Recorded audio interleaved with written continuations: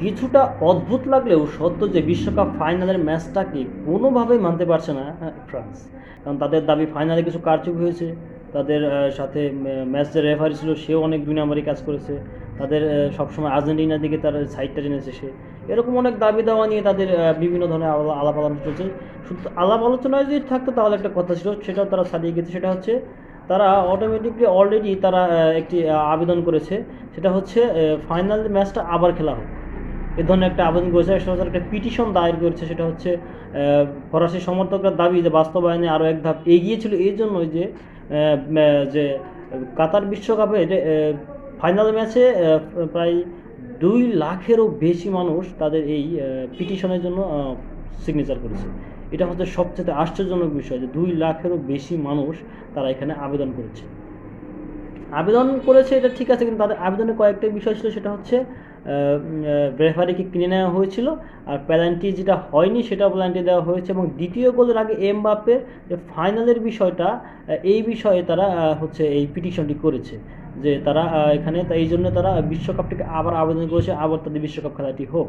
আসলে এই বিষয়টি কতটা যৌক্তিক সেটা ফিফাই খুব ভালো জানে। আর ফিফার যে সকল সিদ্ধান্ত নেওয়া হয় তা অরিজিনালি হচ্ছে তা অনেক ভেবেচিন্তে। আর বর্তমান বিশ্বকাপ যেভাবে বিআর বক্সের মাধ্যমে যেভাবে এত নিখুঁতভাবে পরিচালনা করা হয়েছে, সেখানে আমার মনে হয় না এরকম কোনো ভুল হয়েছে বলে আপনার দাবি করলে সেটা গ্রহণযোগ্য বলে মনে হবে। আর তারা যেহেতু 2 লাখেরও বেশি মানুষ একটি সিগনেচার করে পিটিশন দায়ের করে অনলাইন মাধ্যমে দিয়েছে।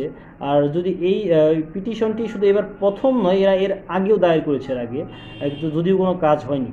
আর এরপরেও যদি হচ্ছে 2 লাখের অতিক্রম করে যায়, যদি এটি 5 লাখ অতিক্রম করে যায়, তাহলে এটি হবে ফরাসি যে সংবাদ মাধ্যম আছে তার রিপোর্ট অনুযায়ী এটা হচ্ছে রেকর্ড পরিমাণ হচ্ছে আপনার একটি আবেদন পিটিশন, যে 5 লাখেরও বেশি মানুষ সেখানে আবেদন করেছে একটি ফুটবল খেলা, একটি ম্যাচ বা নতুন কোনো পিটিশনের ব্যাপারে আবেদননামা যেটাকে আমরা বলে থাকি। এটা হচ্ছে এর মেন কারণ।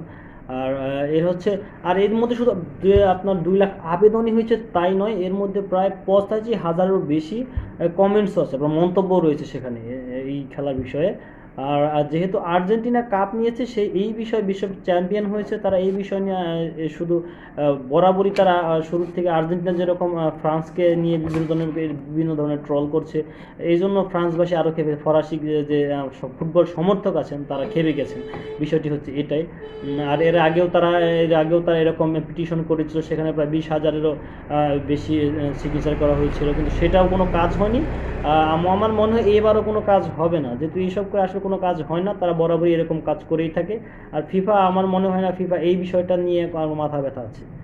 এই বিষয়টা নিয়ে ফিফার কোনো মাথা ব্যথা নেই আমার জানা মতে, বা আমি যে যতটুকু জানি এই বিষয়টাতে। আর এই বিষয়ে কিচ্ছু হবে না যেহেতু। আর হ্যাঁ, আর্জেন্টিনা বিশ্বকাপ জিতেছে, আর্জেন্টিনাকে অভিনন্দন। আর যতই পিটিশন করেন, যতই আবেদন করেন, ফিফা এইসব বিষয়ে কানে অলোক নয়। তারা এইবারের বিশ্বকাপটা যে প্রযুক্তি তারা পরিচালনা করেছে তাতে সত্যি কল্পনা করেছিল না কেউ এরকম হবে। যাই হোক, তাদের সিগনেচার বা পিটিশনের দাম 2 লাখ থেকে 5 লাখ সাইডে যাক, তারাও রেকর্ড করুক, এদিকে আর্জেন্টিনা কাপ নিয়ে রেকর্ড করতে থাকুক। ভালো থাকবেন সবাই, সুস্থ থাকবেন।